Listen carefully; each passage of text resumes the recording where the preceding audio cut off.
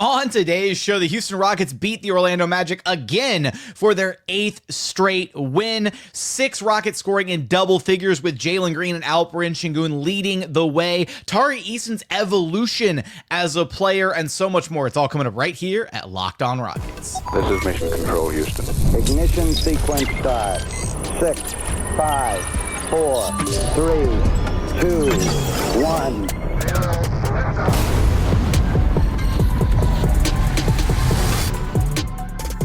What's up and welcome to another edition of Locked On Rockets, your daily podcast, home for everything Houston Rockets basketball. As always, I'm your host, Jackson Gatlin, native Houstonian and credentialed media member. I'm also the host of Locked On NBA Thursdays. Be sure to follow along wherever you listen to your podcasts or on YouTube. Just search Locked On Rockets, where the best way you can help us grow our show is to listen every single day on a podcast platform of your choosing. Like, comment, subscribe on YouTube. Also check out our Locked On Rockets newsletter. Would sincerely appreciate all of that support. Now, today's episode is brought to you by Game Time. Download the Game Time app, create an account, use code LOCKEDONNBA for $20 off of your first purchase. And as always, thanks so much for making Locked On Rockets part of your day every single day, whether it's on your way to work, on your lunch break, in the gym. Thank you so much for being an everydayer. Houston Rockets keep the winning streak going, the longest active win streak in the NBA, sitting at 45 and 25, 20 games over 500 for the first time since the 2019 season, where Chris Paul was still a member of the Houston Rockets, I believe, if I don't have that stat mixed up. 116-108 win against the Orlando Magic. And man, this is just a good win. Like, sometimes there's like a big sweeping takeaway from a game, or like there's one standout player, and this was just a good, solid win against kind of a struggling Orlando Magic team. 116-108, 6 different Rockets scoring in double figures, Jalen and Alp leading the way. We're going to talk about Tari Eason's evolution as a player as well in this one, but I just want to start with just talking about, look, there's just a handful of ways that the Rockets won this game. It wasn't a dominant win. It wasn't one where the Rockets, it wasn't like a wire-to-wire win. It wasn't a blowout, but it also wasn't like a down-to-the-wire victory. It was just kind of a nice, solid win, and it feels like the Rockets haven't had many of those this season. It feels like the Rockets generally, things go down to the wire and get really crazy at the end of a game, or they're really dominant against the team and you don't really have like the stress of a game. I don't know that they had many of these kind of games where, the Magic kind of controlled a lot of this game in the first half. They led for much of the first half until the Rockets kind of found a little bit of success.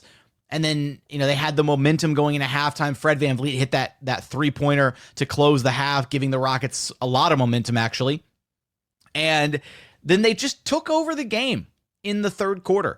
They had a stretch where, again, it was a back and forth affair for a lot of this game. 2 very good defenses going back and forth with one another. And it took the Rockets going on a 12-0 run in the third quarter, where Jalen made a 3, then Dillon hit a midi, then Jalen hit a technical free throw, a technical, I believe it was like a defensive 3-second call or something on the Magic. And then the Rockets were running a sideline out of bounds play for Dillon Brooks, where he nailed a corner 3. And then Fred, to cap it all off, hit a transition pull-up 3. And that's where the Rockets went up 80-65 against the Magic in that third quarter. A 12-0 run. And then once the Rockets built that 15-point lead, they never really relinquished it. They just kind of kept trading buckets with the Magic the rest of the way. And there was like a little bit of a late push by Orlando in this game, and they kind of cut into the lead, and it went from being, a double-digit lead in the mid-teens to like, a consistent 8-ish to 10-point lead or so at the end of the game. And even the Magic had to get to a point where they were fouling, and they were sending the Rockets to the free throw line and, trying to extend the game as much as possible. And I want to give the Rockets a lot of credit here. One of the things that they did so perfectly in this game that was really nice to see was knocking down their free throws. 29 of 32 from the charity stripe. The only player who missed free throws in this game was actually Jalen Green. He went 7 of 10. It's about the only thing that he did poorly in this game. And I wouldn't even say poorly. It's just 7 of 10. When you get to the charity stripe 10 times, knocking down 7 of them is still really solid. But across the board, Tari hit a pair, Dillon hit a pair, Alp hit all 3 of his, which is a nice little surprise. Fred VanVleet got to the line 8 times and knocked them all down. And then off the bench, Jeff hit a pair, Jabari hit 4 free throws, and even Steven Adams had a free throw that he knocked down. So this was a game where the Rockets were aggressive. They got to the line a ton, and they converted at a very, very high rate. And in a game where you're kind of in a rock fight, right, against the Orlando Magic, another one of the NBA's top defenses, where points are kind of hard to come by at times, it's important to capitalize where you can, how you can, and getting to the charity stripe, knocking down those free throws was a really big part of the Rockets having a comfortable win in this game. They didn't shoot particularly well, only just a hair under 47% from the floor, 31.5% from downtown. Compare that to the Magic, who somehow managed to shoot worse, 44.6% from the floor, and then 25.7% from downtown. Also, some credit to the Rockets defense, because the Magic only got 20 free throw attempts in this game. It felt like the Rockets actually did a pretty solid job not fouling the Magic. Banchero got to the line 8 times and knocked down all 8 of them. But outside of that, very few free throw attempts across the board. It was Banchero, and then it was Bataze inside, who only shot 3 of 6 at the free throw line. And I don't know Bataze's free throw percentage off the top of my head, but I'm guessing that he's not the greatest free throw shooter. So 3 of 6, 6 trips to the line for him is probably not the worst thing in the world. But the Magic are one of the best teams in the NBA at drawing fouls, getting to the free throw line. So for the Rockets to be able to contain them the way that they did was really impressive. And hat tip to Ime Udoka, who keeps deploying this zone defense, and against literally the worst shooting team in the NBA in the Orlando Magic, it completely flummoxed them. Their entire offense is built around Paolo Banchero and Franz Wagner, and the moment the Rockets deployed that zone defense, they didn't know what to do. Banchero had 31 points, but on 21 shots, like not amazing efficiency, 10 of 21 shooting. And then Franz Wagner struggled, more or less 20 points on 19 shots, 8 of 19 shooting from the floor. So the Rockets did a really good job slowing down the Magic star players. They also forced Franz into 6 turnovers in this game. Tari Eason had him in hell in this one. More on Tari's really impressive game a little bit later on. But yeah, this was just a solid win. A solid win. And look, I've complained about the Rockets offense a lot this season, as many Rockets fans have. At times, the Rockets offense can look really, really bad. After watching the Orlando Magic up close in the span of a couple weeks now in back-to-back games against the Magic, I'm done complaining about the Rockets. The Magic offense is just so bad. They desperately need shooting around their 2 star players, and the spacing is off so much of the time. And again, the fact that the zone defense just destroyed them as much as it did, and the fact that they couldn't handle it, they were bad about trying to get to the middle of the floor and breaking down a zone. It was just a really ugly showing for the Magic in this game. Coming up, I do want to talk about the balanced scoring approach for the Rockets. 6 players in double figures, Jalen and Alp leading the way, as well as Tari Eason's evolution as a player, and other little news and noteworthy things from this game. We're going to get there in just one moment. First, today's episode is brought to you by Robinhood. With Robinhood Gold, you can now enjoy the VIP treatment, receiving a 3% IRA match on retirement contributions. The privileges of the very privileged are no longer exclusive. With Robinhood Gold, your annual IRA contributions are boosted by 3%, plus you also get 4% APY on your cash in non-retirement accounts. That's over 8 times the national savings average. The perks of the high net worth are now available for any net worth. The new gold standard is here with Robinhood Gold. To receive your 3% boost on annual IRA contributions, sign up at Robinhood.com/gold. Investing involves risk, rate subject to change. 3% match requires Robinhood Gold at $5 a month for 1 year from first match. Must keep funds in IRA for 5 years. Go to Robinhood.com/boost. Over 8 times the national average savings account interest rate. Claim is based on data from the FDIC as of November 18th, 2024. Robinhood Financial LLC, member SIPC. Gold membership is offered by Robinhood Gold LLC. Today's episode is also brought to you by Game Time. Look, there's nothing like watching basketball live. When you're there, the energy of the crowd, the sound of the sneakers on the hardwood, maybe you even see a celebrity sitting courtside. If you want to catch a game in person, Game Time makes getting tickets easier than ever. Game Time's new feature, Game Time Picks, filters out the fluff and shows you only the best deals on great seats, so you don't have to waste time scrolling through thousands of different ticketing offers.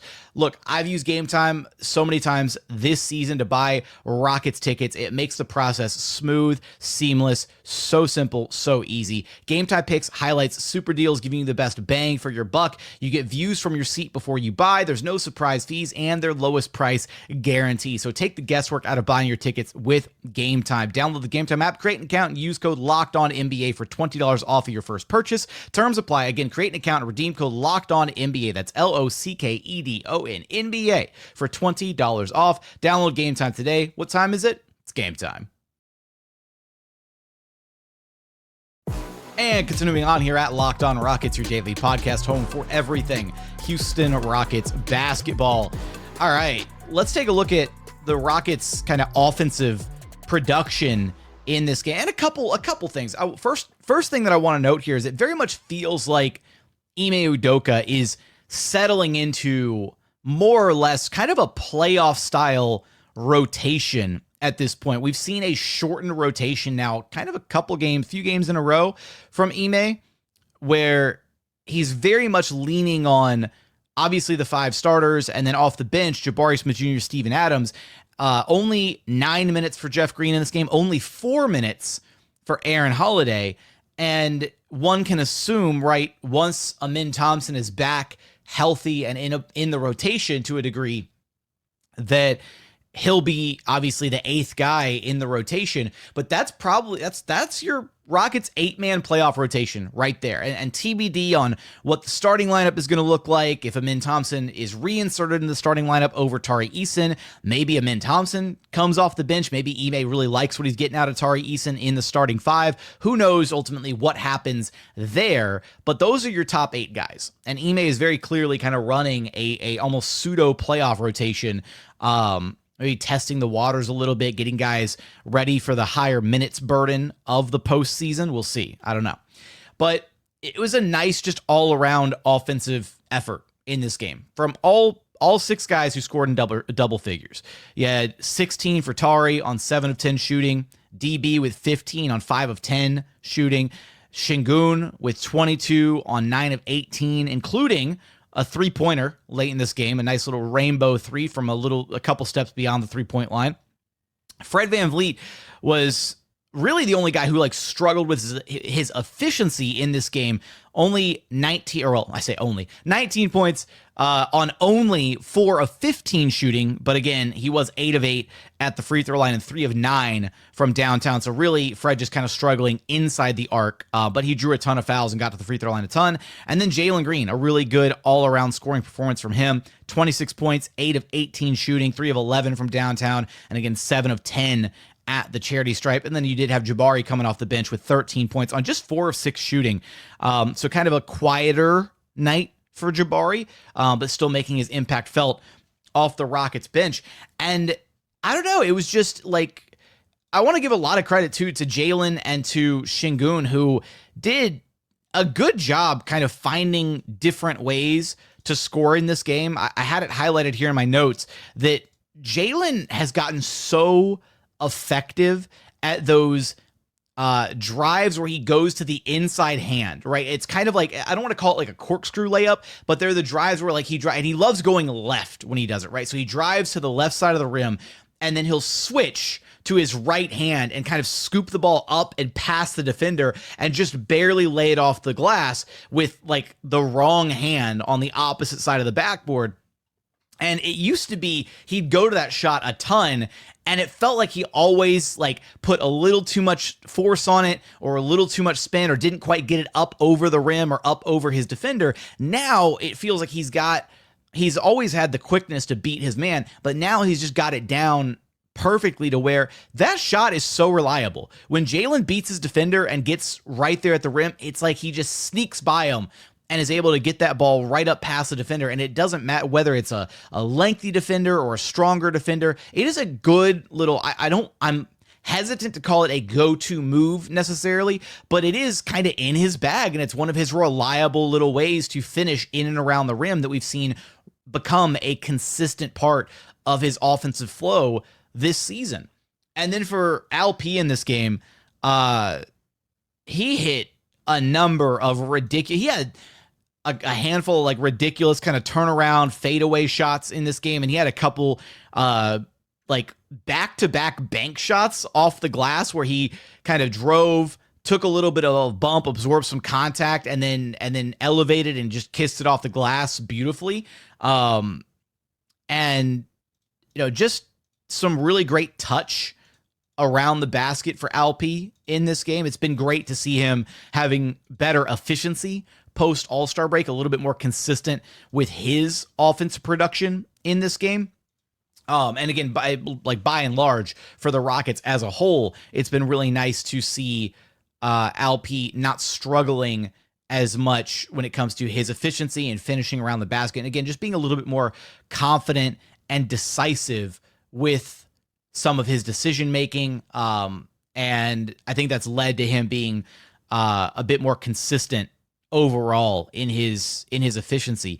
And then just getting the right contributions at the right time from other guys. Dillon Brooks continues to really impress with his overall offensive game. I know that there are some times where you feel like, okay, well, maybe a little bit too much Dillon Brooks ball, if you will, at times, but a very like solid 15 on 5 of 10 shooting. He knocked down the threes that he took. He had a couple middies in this game, and DB's ability to put the ball on the floor and actually do something with it, right?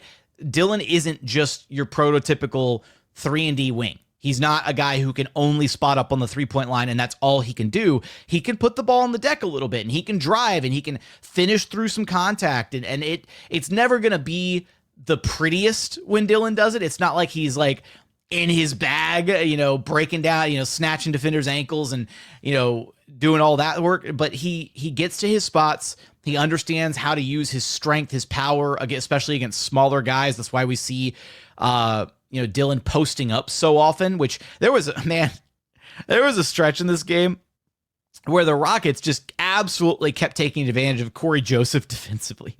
Like it was so rude where they just kept targeting him over and over defensively. He was the smallest dude on the floor for the Magic, and it felt like it. There were a few straight possessions where the Rockets just kept going back at him over and over and over. And especially when the Rockets have that jumbo ball lineup out there where you're running, which shout out to the double big lineup, the jumbo lineup. We saw it again in this game with Steven Adams and Alperen Sengun and Jabari Smith Jr. and Tari Eason at all of 6'8". Tari Eason down there at the 2 spot. With Jalen Green running the show, or there was a point where Fred VanVleet was out there with that lineup running the show.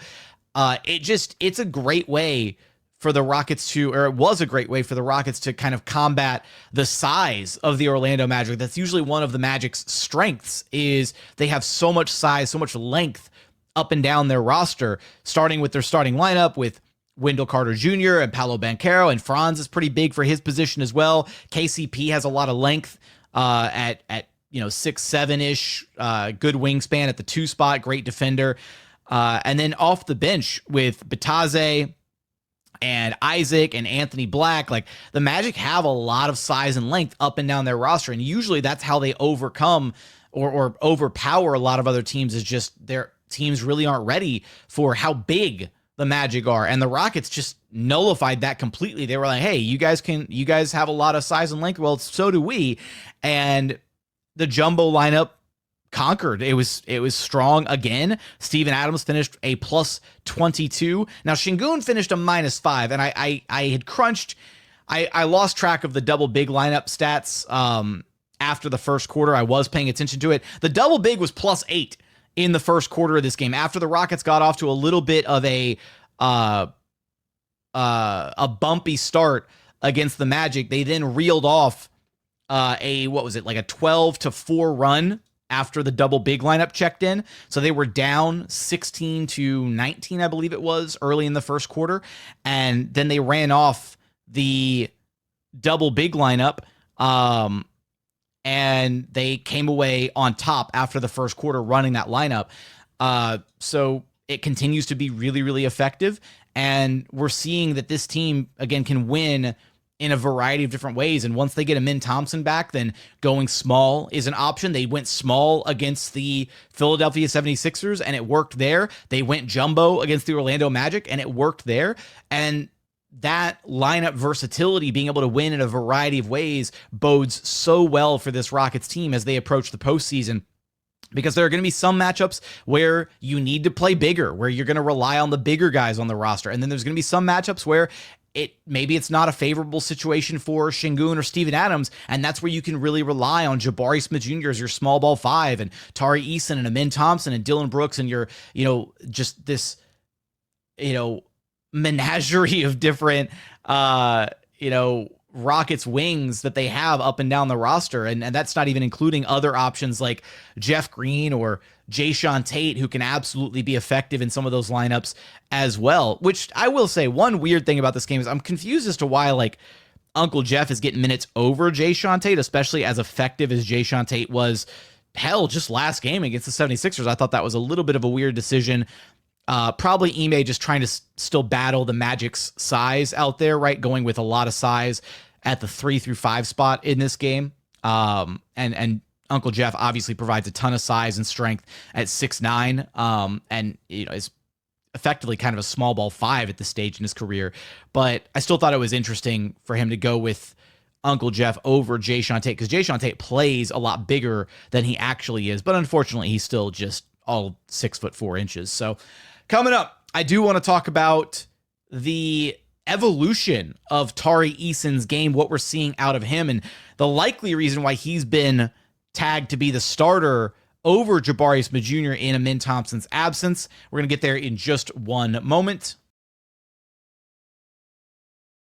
First, today's episode is brought to you by Upwork. Look, scaling your business requires the right expertise at the right time. With Upwork, you can find specialized freelancers in marketing, development, design, and so much more. Experts ready to help you take your business to the next level. Upwork gives businesses flexibility by connecting them with top freelance talent across multiple industries, including IT, AI, web development, and marketing. Whether you need extra hands for a project or a long-term partner, Upwork makes hiring simple and affordable. Finding the right talent, if you need help with a marketing campaign, Upwork can connect you with a freelance expert who delivers incredible results. Fast and easy hiring, cost-effective growth, it's all there with Upwork. Visit Upwork.com right now and post your job for free. That's Upwork.com, UPWORK.com, Upwork.com to connect with top talent and grow your business today. The NCAA tournament is here, and so is the Bracket Breakdown. Locked On Podcast Network and Amazon Fire TV channels are teaming up to deliver NCAA tournament coverage like never before. Watch studio shows featuring former players and Locked On's local experts as they guide you through every upset, buzzer beater, and bracket matchup. Stream it all for free on Amazon Fire TV channel. Search Bracket Breakdown to see it all for free. It's your team every day. And final segment here at Locked On Rockets, your daily podcast, home for everything Houston Rockets basketball. All right, let's talk a little Tari Eason, who, as an aside, had one of the best quotes of the entire season, and it remains hands down by far the best, funniest, most candid interview on the entire Rockets roster. He was asked about, a reporter in Orlando asked him about the Rockets kind of, being a young, inexperienced team and how that might, how people kind of are doubting them a little bit as they approach the playoffs. And this is what Tari had to say. I hated Jesus. Everybody's got something to say, bro. Everybody's going to say anything. So there you have it.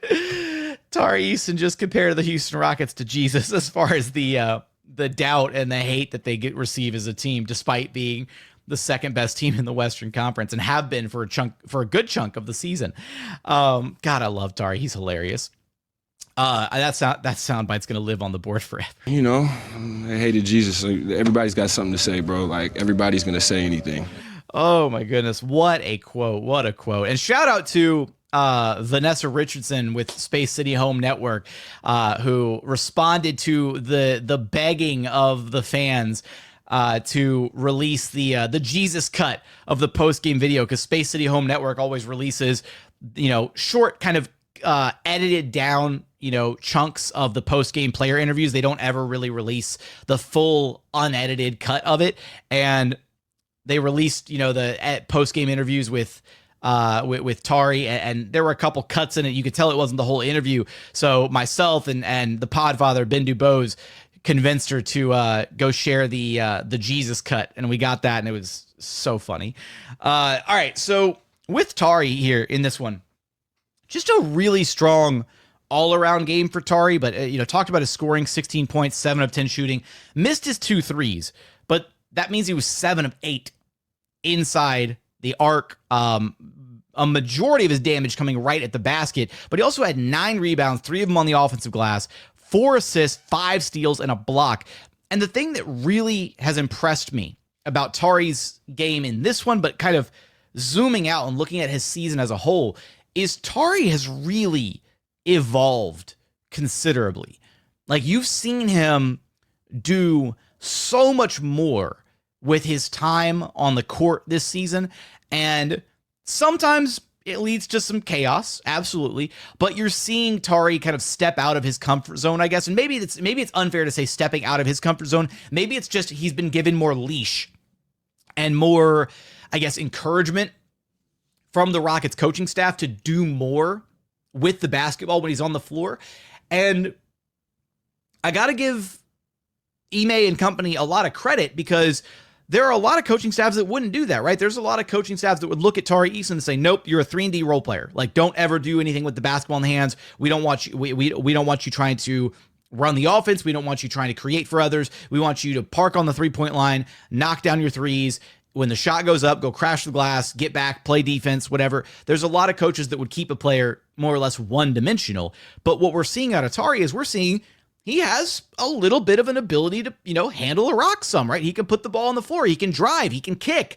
He can facilitate for his teammates. And, I don't think Tari's ever going to necessarily be like a 1A playmaker, but having your role players be multifaceted, having guys who can do more than just 1 or 2 things at a high level on the floor is fantastic, right? And it leads to a better diversification of the offensive approach for the Rockets, and it just shows that there's more that Tari Eason is ultimately probably capable of as a player. And I really do think that one of the reasons that we're seeing Tari in the starting lineup over Jabari Smith Jr., especially in the absence of Ime Thompson, is Tari keeps a level of that dynamic play available, right?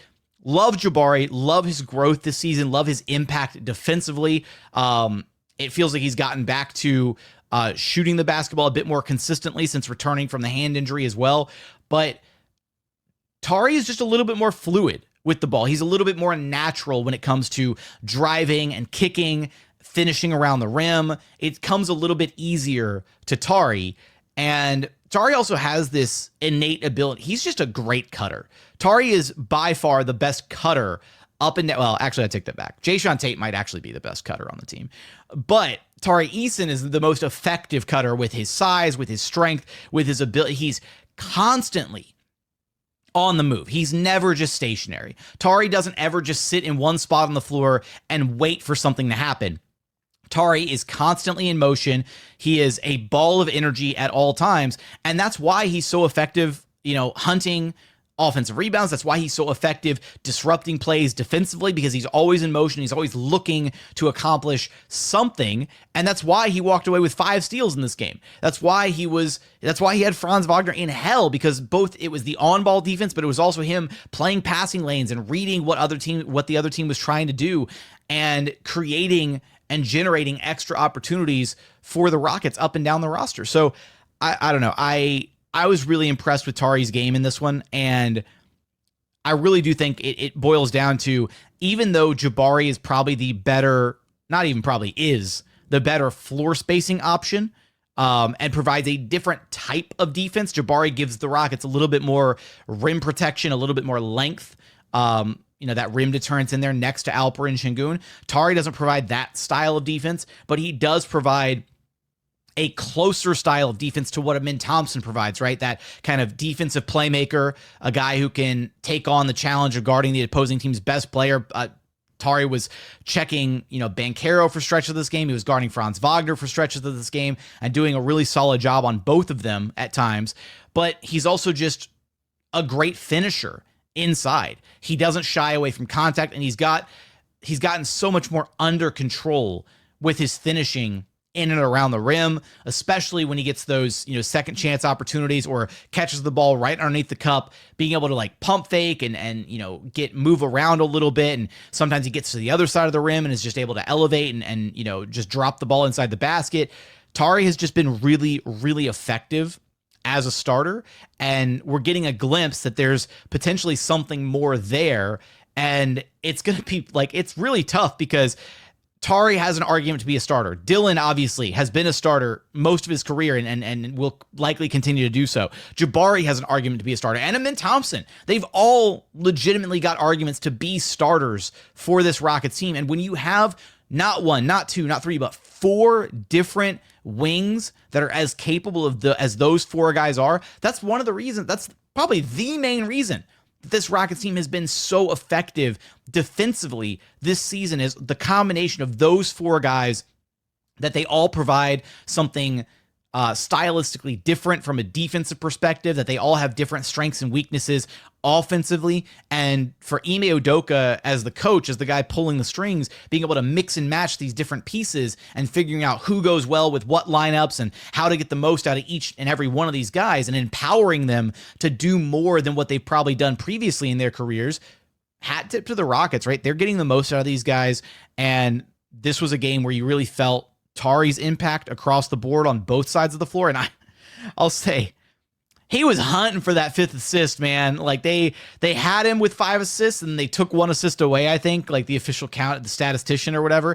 And then there were, I think, 2 or 3 straight possessions where Tari had these really solid passes and plays to Steven Adams, and Adams just kept selling, man. He kept selling on these potential dimes for Tari, and I really wanted Tari to get that 5th assist. It would have been really nice to get a little 4x5 action in there. So he finished 1 assist shy from the 4x5 stat board, or whatever.